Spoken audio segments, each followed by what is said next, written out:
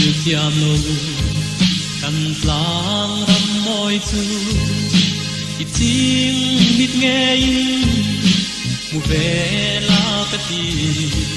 bi le ku sul du par moi din hul na i fan ngai lo ram lung chim ten ka fan pui nang te yam ten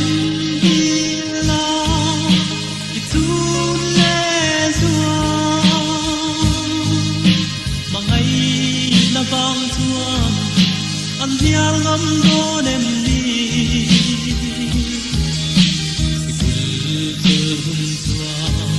kan wang ko pui moi mu ve turin helai ma te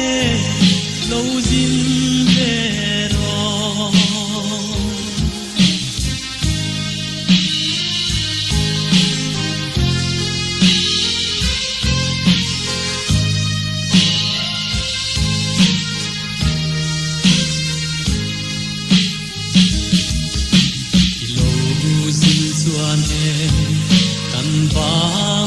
bom tu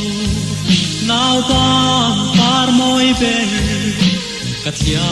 che anga ilung tang moi le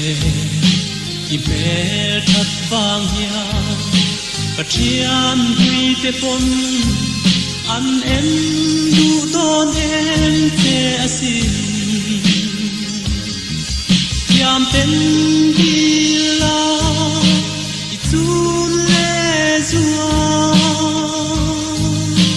mangai na vang chuan an hial ngam do nem ni sikul chol hum chua kan vang ko pui moi mu ve turin helai ma te lo zin ve ro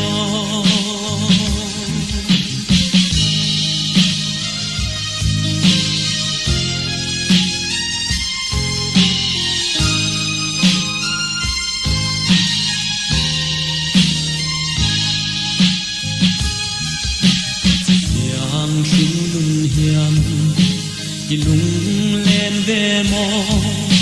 isak me lo min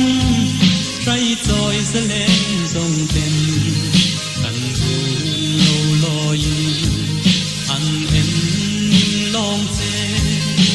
i thir bang lo nge la mang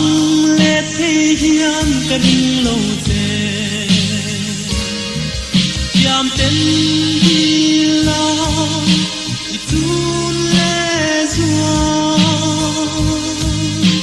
mangai na bang chuan an hial ngam do nem ni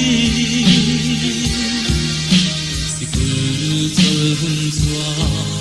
kan bang ko pui moi mu ve